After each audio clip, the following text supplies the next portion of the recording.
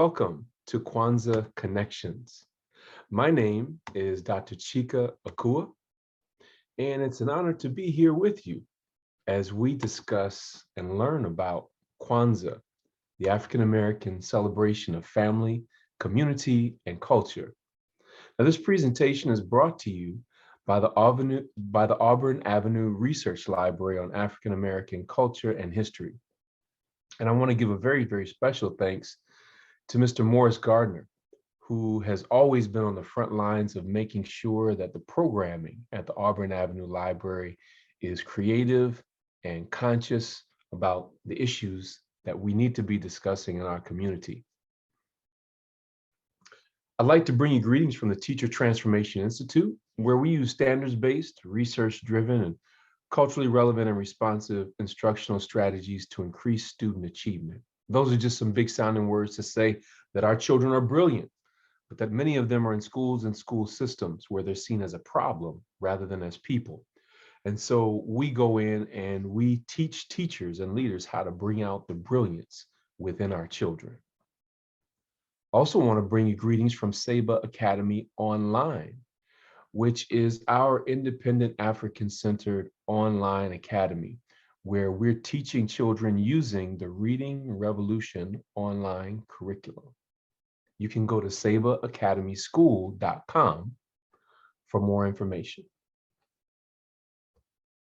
And lastly, I want to bring you greetings from Clark Atlanta University, where I'm very blessed and fortunate to serve in the School of Education in the Department of Educational Leadership on the faculty.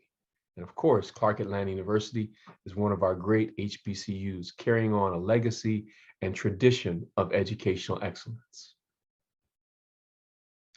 And so now let's talk about Kwanzaa connections, the keys to the culture.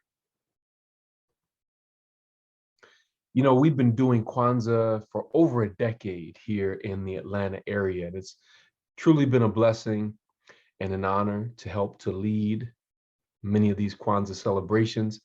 It's a wonderful thing to see the community come out as well as with the children. And then of course, the capstone, the most exciting part of it all is to always see Giwayen Mata to perform. And of course, they'll be performing after this presentation as well.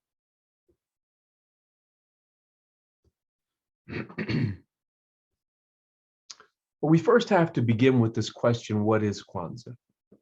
You know, I was invited to present at a pre-Kwanzaa celebration at a local college. And when I asked the question, what is Kwanzaa, to the audience, one of the college students said, "Isn't that like a Black Christmas?" Which harkens back to the time when I used to teach middle school. And that was the same response that my students would give until we actually learned about Kwanzaa. But no, Kwanzaa is not a Black Christmas or a Black way of celebrating Christmas. As a matter of fact, it has absolutely nothing to do with Christmas. Kwanzaa is a Swahili word which means first fruits. It's an African-American and Pan-African cultural holiday. It's celebrated from December 26th to January 1st. Okay. Now, what do we mean when we say that it's a Pan-African cultural holiday? Pan-African means that we are African people wherever we happen to be, whether we are continental Africans living on the continent, whether we are African Americans living here in America, whether we're Caribbean Africans who hail from Jamaica or Trinidad or Tobago. Wherever we happen to be on the planet, we are African people, even if we're in Europe or Asia, as many of us are. And so Kwanzaa is an African American and Pan-African cultural holiday. It's celebrated from December 26th to January 1st, and is celebrated by over 20 million people around the globe. Again, the word Kwanzaa is a Swahili word which means first fruits. And it is based on traditional African harvest celebrations. It emerged from the Black freedom struggle. Kwanzaa was created by Dr. Maulana Karenga. and it was created in 1966. Dr. Karenga was chairman, and is chairman of the organization US. He's also the chair of the Department of Black Studies at California State University, Long Beach. And he's what we refer to as a scholar warrior or a scholar activist. In other words, his research and his practice is based on elevating and celebrating and researching the best of African tradition and culture and putting it back into the hands of those that created it. And a big part of that is the celebration of Kwanzaa. Now, Dr. Karenga is an amazing scholar in the field of Black studies. He is most known for creating Kwanzaa, but he has a number of other seminal works that he has done in addition to his book on Kwanzaa. He has selections from the Hosea, the sacred wisdom of ancient Egypt. He has Ma'at, the moral ideal in Egypt, which actually was his second dissertation, if you can imagine earning 2 doctoral degrees. The Oduifa, the ethical teachings of the Yoruba. The book of Coming Forth by Day, the declarations, the ethics of the Declarations of Innocence. Kawaida and questions of life and struggle. And another seminal work entitled An Introduction to Black Studies. So he's been very, very prolific, very, very productive. But Kwanzaa emerged out of his theory of kawaida, which is an ongoing synthesis of the best of African culture, an ongoing synthesis or bringing together of the best of African culture. So under that umbrella of kawaida comes Kwanzaa. And Dr. Karenga has argued since the 1960s that the key crisis or challenge in African-American life is a cultural crisis. That is the views and the values. And he says, until we break the monopoly that the oppressor has on our minds, liberation is not only impossible, but unthinkable. And so you see this picture, this image here of a sister with a chain, a lock on her mind, and it could just as easily be a picture of a brother. But these chains on the brain are what keep us from realizing our full potential as a people. And he says, until we break the monopoly the oppressor has on our minds, on our thinking, that liberation is not only impossible, but unthinkable. And so it's customary to begin any gathering of African people, but certainly a Kwanzaa gathering, with a libation ceremony. And pouring libation is when we come together to honor our ancestors, to evaluate, elevate, and celebrate their lives and contributions. Now, please understand that the African idea of an ancestor is very, very different than what you may have heard before. If you ask the average person what an ancestor is, they'll tell you, well, that's somebody who lived in your family time, your family line going back to ancient times. Well, that's not incorrect, but it's woefully incomplete. An ancestor in African tradition is someone who lived their life based on character, consciousness, competence, and commitment. It's a person who lived their life based on dignity and integrity, and they left an example that we could follow. And if they did not live up to these demanding standards, then they are not said to be an ancestor. And so the names that we call during the libation ceremony are the names of people who lived up to those standards, whose lives we can take a lesson from. And so in the pouring of libation, we have a cup. In Kwanzaa, the Kikombe cha Umoja is the unity cup that we fill with water. And we pour out a drop of water for every name that we say during the libation ceremony. We pour that drop of water into a plant. And that drop of water represents life, because there can be no life on planet Earth without water. And we know that our bodies are made up of 75 to 90% water. Very, very important. And so we're calling forth the life energy of those who came before us, whose blood is coursing through our veins, who made the sacrifice for us to live a more abundant life. And so as we begin this libation ceremony, which is also a celebration. As I mentioned, we're elevating and celebrating and evaluating the lives of those whose names will be called. So you're going to hear some names that you may not recognize. You're going to see some pictures of some people that you may not recognize. And that just lets you know that we may have a little more homework to do, as we're always trying to come into a better understanding of our ancestral tradition. So we begin a libation ceremony by first pouring libation to the Most High, who is known by many names and worshiped in many ways, certainly the one force and the one source, the one power and the one presence, none other than God, the great ancestor, the Most High. Now, what you see on your screen is an Adinkra symbol called Jiniame, and it refers to the omnipotence of the Most High, or the fact that the Most High is all powerful. And so we pour libation to the Most High. We pour libation for Imhotep, the father of medicine, for Ptahhotep, who wrote the oldest complete text in the world, for Hatshepsut, who became a woman who became king, not queen, but king of ancient Kemet, and ruled for over 20 years with a reign of complete peace. We pour libation for Queen T, who ruled alongside her husband, Amenhotep III, during the famed 18th dynasty of ancient Kemet. We pour libation for these progenitors of our First Nations and great civilizations. Ashe. We pour libation for those of our ancestors in West Africa, such as Sundiata, the Lion King of Mali, such as Abubakari II, who gave up the throne of Mali to travel and venture west into what later would be called the New World, into the Americas.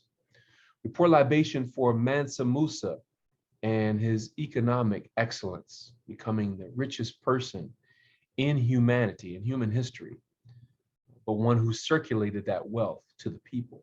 We pour libation for Sunni Ali Bear, one of the great leaders of West Africa. And we pour libation for Ahmed Baba, the former president of the University of Sankore at Timbuktu, who remained president for 30 years, inspiring educational excellence throughout all of Africa. We pour libation for the Moors, the majesty of the Moors and the African influence that they had, not only in Africa, but also in Europe, as well as Asia, who lifted Europe out of the Dark Ages through their science and their technology. We pour libation for Ya Santiwa and Queen Nzinga, those who defended us against the destroyers and the onslaught of Western destruction. We pour libation for those Africans who were captive, whose names and faces we may never know, because their bodies may be at the bottom of the Atlantic Ocean. They traveled on ships with strange names like brotherhood, justice, integrity, gift of God, liberty, and the good ship Jesus. We pour libation for those thousands, tens of thousands, maybe even millions, who lost their lives on the Middle Passage. We pour libation for the Maroon leaders. Maroon comes from a Spanish word, which means wild cow. And the Maroons were those Africans who refused to be enslaved, who refused to be held captive. We pour libation for the great Maroon leaders, such as Boukman, Dessalines, and Toussaint Louverture, who led the Haitian Revolution. We pour libation for Yanga and Macandal, Yanga from Mexico, Macandal also involved and engaged in the Haitian Revolution. We pour libation for those great Africans in America who led the freedom struggle, those such as Frederick Douglass and Martin Delany, those such as Ida B. Wells, Harriet Tubman, and Sojourner Truth. We pour libation for the great institution builders like Booker T. Washington, who founded Tuskegee Institute, Mary McLeod Bethune, who founded Bethune-Cookman Institute. And both Tuskegee and Bethune-Cookman are now universities. We pour libation for Marcus Mosiah Garvey, who founded the UNIA, Universal Negro Improvement Association, with over 6 million members worldwide. We pour libation for those of our ancestors who would not let us forget the Moorish tradition in our culture. Excuse me, those such as Noble Drew Ali of the Moorish Science Temple, the Honorable Elijah Muhammad of the Nation of Islam. We pour libation for other great spiritual leaders among us, such as Rabbi Ben Ami of the Hebrew Israelites. We pour libation for Martin Luther King and for Malcolm X, two of our shining princes who represented peace and power. We pour libation for the mothers of the movement, like Coretta Scott King and Betty Shabazz, and more mothers of the movement who strategized greatly behind the scenes and on the front lines, such as Rosa Parks, Dorothy Cotton, Septima Clark, and Ella Baker. We pour libation for those Black Power people, figures such as Huey Newton, the co-founder of the Black Panther Party for Self-Defense, Fred Hampton, and Mark Clark, who were brutally assassinated by the Chicago police and the FBI. We pour libation for those of our ancestors who showed up as master teachers to teach us that we must defend what we developed and protect what we have produced. They came here disguised as everyday brothers and sisters, but they were in fact master teachers to tell us what we must do to defend our people. Those such as Trayvon Martin, Sandra Bland, Mike Brown, Freddie Gray, Philando Castile, Eric Gardner, and more recently, Ahmaud Arbery, Breonna Taylor, George Floyd, and Rayshard Brooks. The list goes on and on. There's so many more. That's just a few of the many that we can name. We pour libation for our great historians, those who would not let us forget who we were and who we are.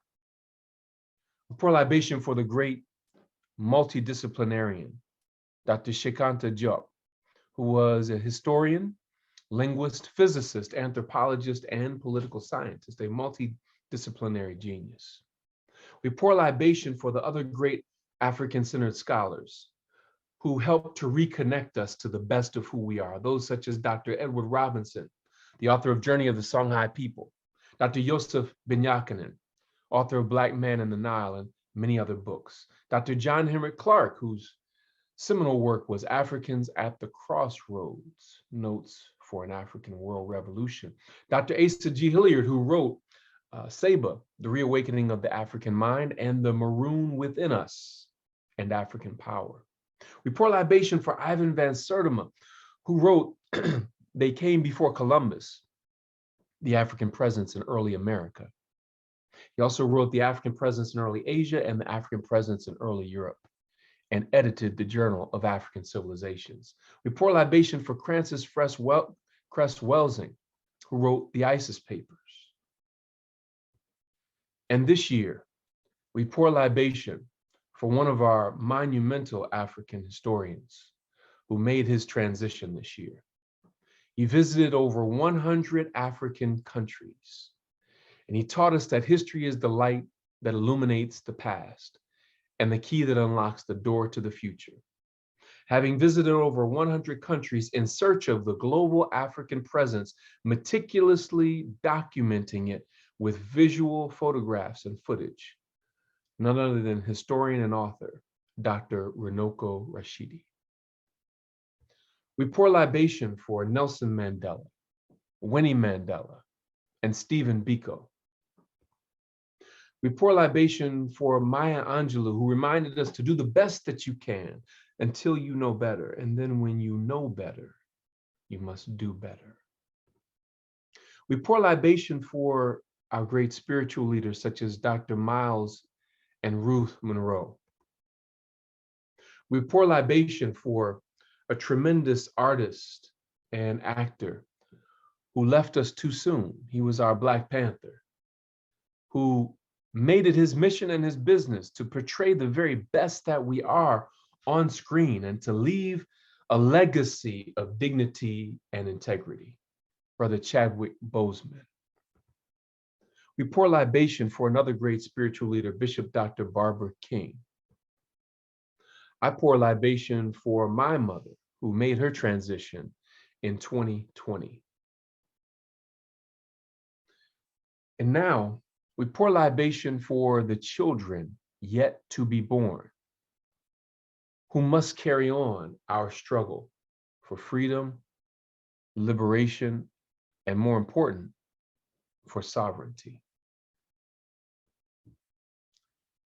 And now I want to take a moment for you to call the names of your personal ancestors from your personal family or any other historical figures that I may not have mentioned. Just call their names at this time.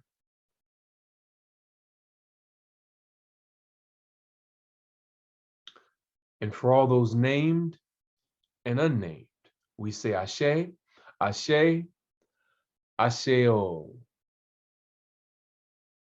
So we have begun our Kwanzaa celebration today with a libation ceremony, which is so important.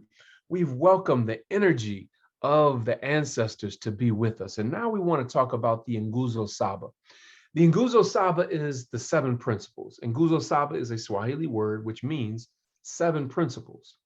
Kwanzaa has 7 principles, it has 7 symbols, it has 7 days, and it has 7 candles. All of these things in complete alignment, representing a firm foundation for the beauty of our culture. As the Nguzo Saba, these are the 7 basic values of African culture which contribute to building and reinforcing community among African American people, as well as Africans throughout the world, African community. The Nguzo Saba is symbolized by the 7 candles and 7 days of Kwanzaa. As we begin our celebration, we bring light to the principles by lighting the candles. Lighting the candles symbolizes bringing light to each principle that we're talking about, by not only teaching about it, but by living it through the way that we live our everyday lives and leaving a legacy and an example that others can follow. And so the first principle of Kwanzaa is Umoja. But before we get to that, when we light the candles, we begin with the unity candle, the black candle in the middle. Now, the black candle in the middle, as the unity candle, is where we begin because very little can be accomplished without unity. And so it is significant that Umoja, unity, is the first candle and the black candle. And then we light the candles from left to right. You notice that the red candles are on the left, the green candles on the right. Red represents struggle, green represents the land and prosperity. And we cannot possess the land and prosperity until we first engage in struggle. And since we read from left to right, this is why the red candles are on the left, because before there can be a prosperous future, there must first be struggle. So we light the candles from left to right, all the way back and forth, left to right. So we start with Umoja. Umoja is unity, and it means to strive for and maintain unity within the family, community, nation, and race. And so on the first night of Kwanzaa, January 26th, we light the Umoja candle, and we have conversations and celebrations of unity. The second principle of Kwanzaa is kujichagulia, self-determination. And that means to define ourselves, name ourselves, create for ourselves, and speak for ourselves. Far too often we see other people doing this for us. But these are things that we must do for ourselves. We must define ourselves, or someone else will misdefine us. We must name ourselves, or someone else will misname us. We must create for ourselves, or we lose the opportunity to benefit from the fruits of our labors. And we must speak for ourselves instead of allowing others to speak for us. This is the power of Kujichagulia. So once the unity candle, Umoja, is lit, the black candle in the middle, then we light Kujichagulia, the first red candle on the left. The third principle of Kwanzaa is Ujima. Ujima means collective work and responsibility, to build and maintain our community together and to make our sisters and brothers' problems our problems and to solve them together.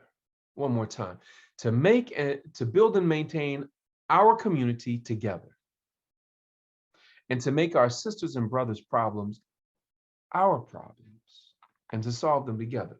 We can't expect other people to solve our problems as a people. We must take full responsibility of that. And this is what Ujima calls to mind: collective work and responsibility. If we work together, we can profit and prosper together. So we have the unity candle in the middle, the black candle, then we have Kujichagulia, and now on the right-hand side, we have the Ujima candle. The fourth principle of Kwanzaa is Ujima, cooperative economics, to build and maintain our own stores, shops, and other businesses together, and to profit from them together. During this time of year, we know that large companies and corporations make 75% or more of their profits during a 1-month period from the end of November to December 31st. Imagine that. They make 75% of their profits or more during 1 month of the year, and largely much of that comes from the holiday spending of Black people. But Ujima, cooperative economics, says that we must build and maintain our own stores, shops, and other businesses together and profit from them together. So my question to you is, what Black businesses are you supporting?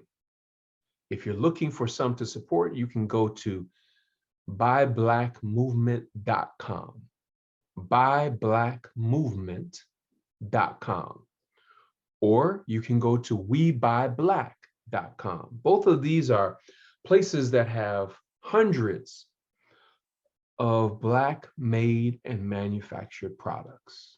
The Buy Black movement, you can sign up and become a monthly supporter and have the products of your choice shipped to your door every month automatically.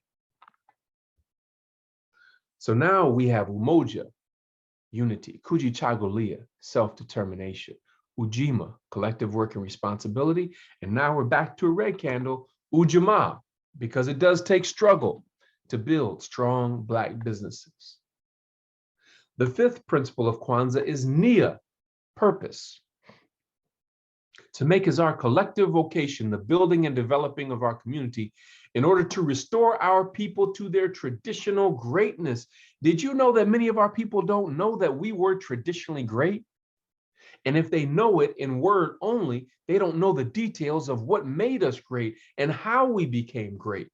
So Nia, purpose, encourages us, exhorts us to make as our collective vocation the building and developing of our community in order to restore our people to their traditional greatness. And Nia, meaning purpose, tells us that if you don't know your purpose, somebody may assign you a purpose. And you might not like the purpose that they have for you. Their purpose for you may be for you to be unemployed or underemployed. Their purpose for you may be for you or members of your family to populate the prison industrial complex. Their purpose for you may be for you to be miseducated and diseducated. If you don't know your purpose, people will impose and inject a purpose upon you that is not authentic to your culture of excellence. So it's key that we understand our Nia, purpose. The sixth principle of Kwanzaa is kuumba, creativity, to do always as much as we can in the way that we can, in order to leave our communities more beautiful and beneficial than when we inherited it. You know, oftentimes we have allowed others, because of a lack of consciousness on our part or business competence, we've allowed others to exploit our creativity, make multi-millions and billions of dollars off of our creativity. But Kuumba tells us that we must always do as much as we can in the way that we can in order to leave our communities more beautiful and beneficial than we inherited it. One example of Kuumba and Ujima, collective work and responsibility, that we see in some cities like Detroit is where community gardens have been built. But there are many different ways to demonstrate your kuumba. Certainly no one does it better than Giwayen, the drum and dance ensemble that you'll be hearing from later. And now the last principle of Kwanzaa is Imani, faith. You know, we began this discussion with Umoja, unity, because nothing meaningful can be begun amongst our people without first having unity. But in order for it to be sustained, whatever we do, we must have Imani, faith. And that is to believe with all our hearts in our people, our parents, our teachers, our leaders, and in the righteousness and victory of our struggle. We are African people and we're winning. Even when it doesn't look like we're winning, you must affirm that we are winning. Imani, faith, instructs us to believe with all of our hearts in our people at a time when some of our own have given up on our people. We must believe with all our hearts in our people, our parents, our teachers, our leaders, and in the righteousness and victory of our struggle. This is the Nguzo Saba, the 7 principles of Kwanzaa. And we must bring light to each of these 7 principles in the words that we speak, in the actions that we take, in the institutions that we build, in the family and community that we cultivate. These constitute our Black value system. And these are the principles that we must live by, not just December 26th to January 1st, but throughout the entire year. Now, I want to leave you with an experience that I had that I'd like for you to consider as we go into the new year. And the question that I have for you is, are you using the right formula? Are you using the right formula? When I began this discussion, I gave you greetings from Clark Atlanta University, where I am blessed to be on the faculty in the Department of Educational Leadership as a professor, but I am also an alumni of Clark Atlanta University. I earned my master's degree there. And my master's degree was in school counseling. And one of my professors was none other than Dr. Robert Smothers. And he had literally been at Clark Atlanta University for over 40 years as a professor. And the class that I took from him was called Research and Measurement. And I had a very interesting experience, a life-changing experience in that class, because the first couple of weeks of class, we were discussing different theories. And I feel very comfortable discussing theories and ideas. To get to class was in the afternoon. I was working full-time as a middle school teacher. I would drive from Stone Mountain down to the west end of Atlanta, where Clark Atlanta University is. And the third class period, I was running late. I got caught in traffic. I may have left my job late, left school late to get down there. I got to class about 10 minutes late. Now, this is not really unusual for many students to come in a few minutes late because they're traveling from all over the city. I prided myself on being on time, but that day I wasn't. I walked in the room, and as I walked in the room, all of the students in the class had their heads down, calculator out, working feverishly, copying down all of these formulas that were on the board. I looked up on the board and it was literally covered from top to bottom, side to side, the entire length of the classroom covered with formulas and charts.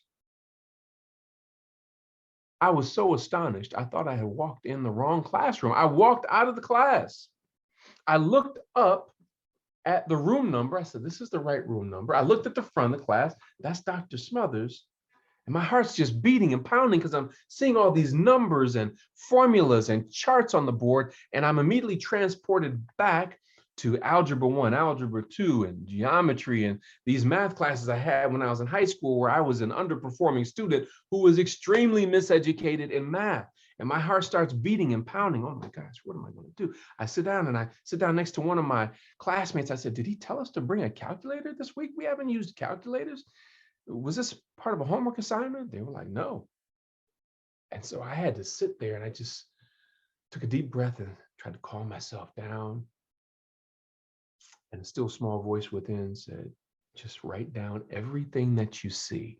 And so that's what I did. I started feverishly writing down all of these charts and long, long formulas. And the more I started writing and listening to Dr. Smothers discuss it, things were starting to make a little bit of sense, but still a lot of gray area and a lot of confusion. But I'll never forget something I once heard Susan Taylor say. Susan Taylor, the former editor of Essence magazine, one of her articles was about going back to school as an adult. At that time, I think she was in her 50s when she went back to get her undergraduate degree, and she was feeling a little inadequate going to school with 18 and 19-year-olds, as well as not understanding some of the material. But she said something very interesting. She said, if it's known, it's knowable. So as I was writing down the notes that I didn't understand, I just kept saying to myself, if it's known, it's knowable. If it's known, it's knowable. I can do this. I can do this. And so an interesting thing happened. After class, I got with a couple of my classmates and got in a study group. Anytime you don't understand something, there's always somebody that does. So you get with those that do, but you show up prepared to do the work. And that's what we did. We got in a study group. We ran these formulas, and then it came down to the final exam that semester. I had straight A's in graduate school, but this class was stressing me out.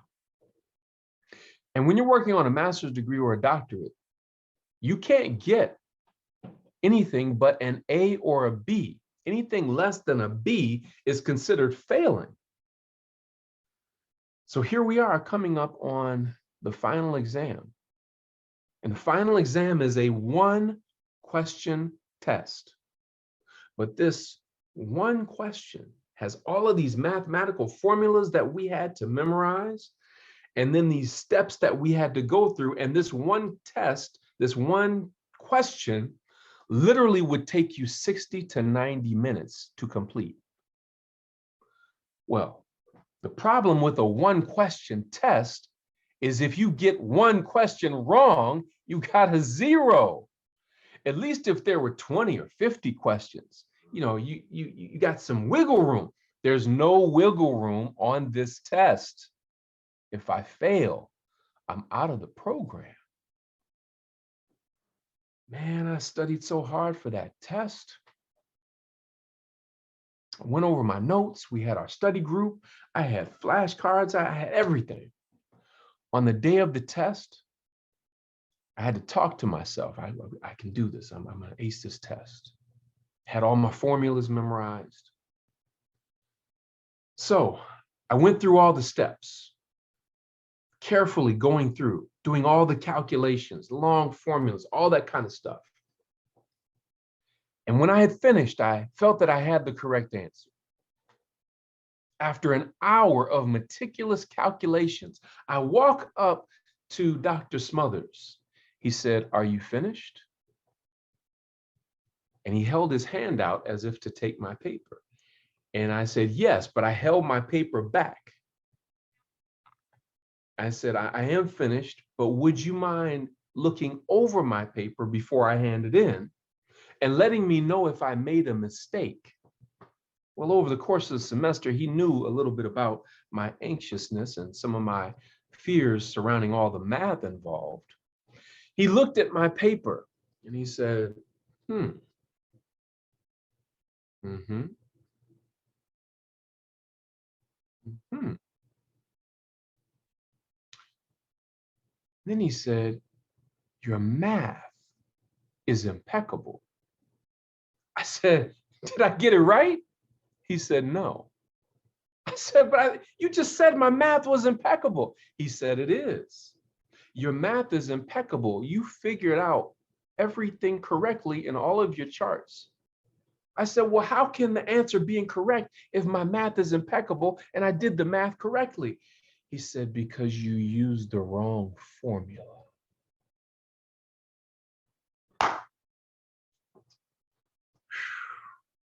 I had to go back, remember the right formula, and redo the entire thing.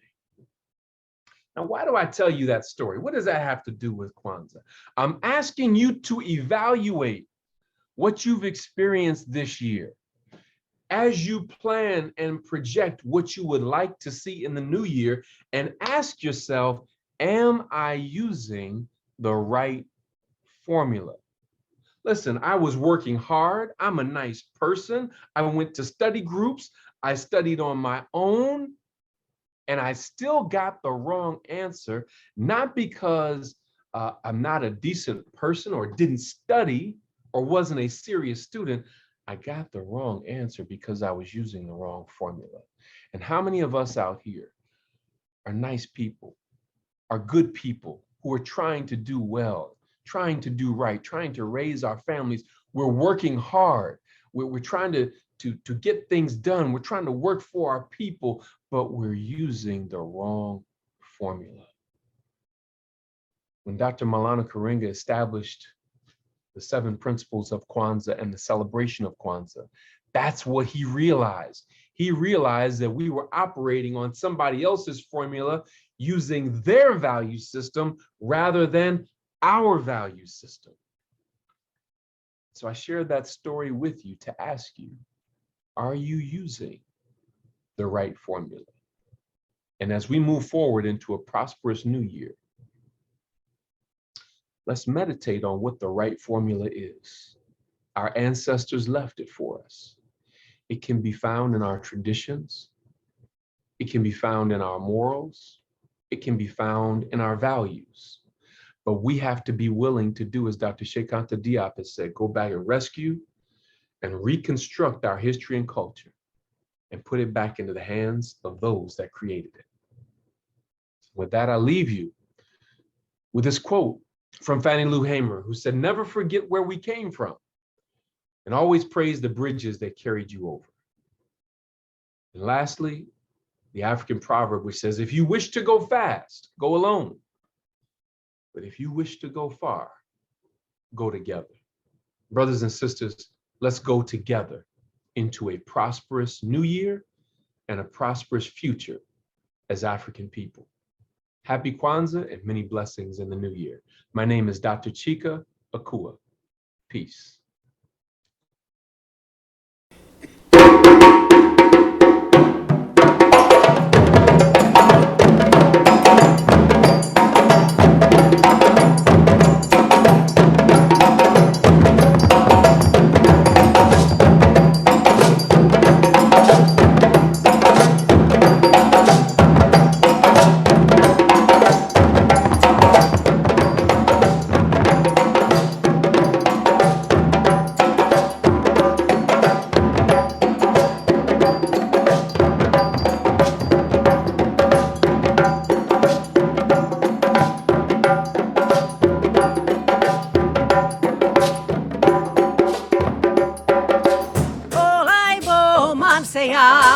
Ninkali wo laila Simbo mansea Ejalia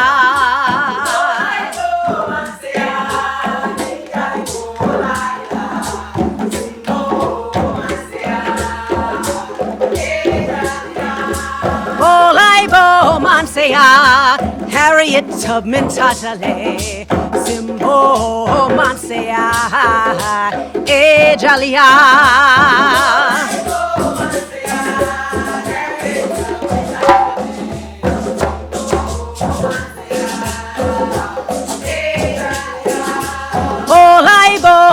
Mansea, Phyllis Zeneda Tapsale, Simbo Mansea, Hey Jalia.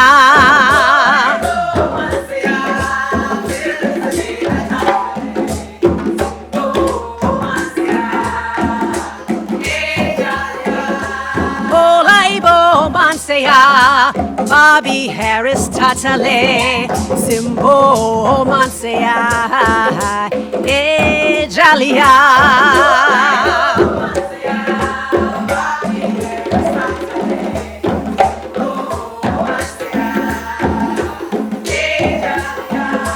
Olaibo Mansea, Jovita Moore Tatale, Simbo Mansea, Jalia.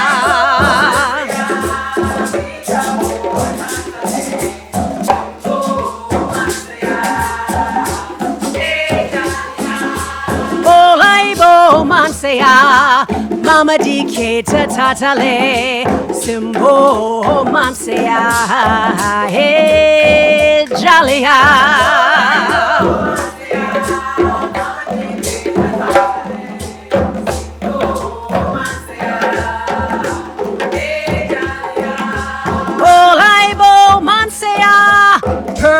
Primus Tatale, Simbo Mansea, Jalia.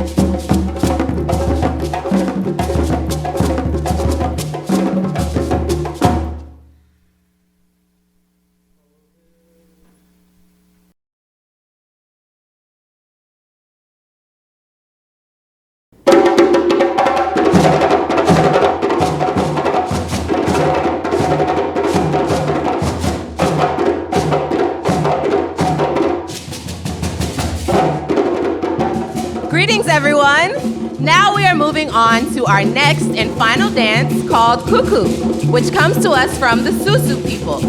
Kuku is a dance that celebrates the fish harvest. And I know I sure do love celebrating some good food. So, before we get into these next movements, I'm actually going to teach you all a quick chant. This chant loosely translates into, I dance cuckoo because it makes me feel good.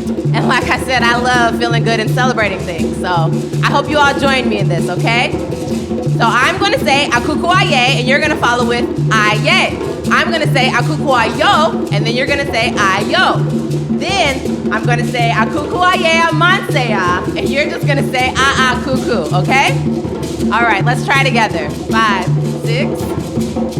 Akukuaye, akukuayo, akukuaye amansea.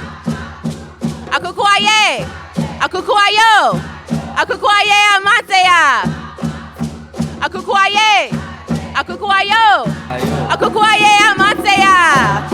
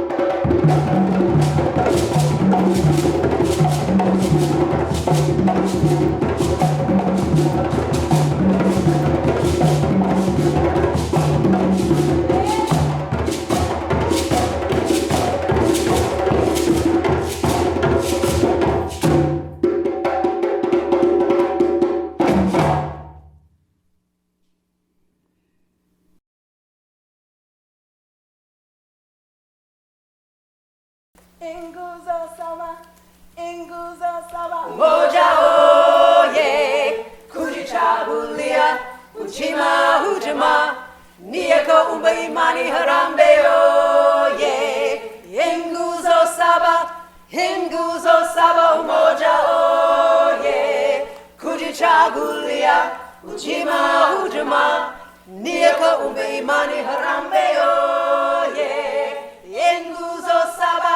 Yenguzo saba umoja oye Kujichagulia Ujima Ujima Nieka umbe imani harambe oye Yenguzo saba umoja oye Kujichagulia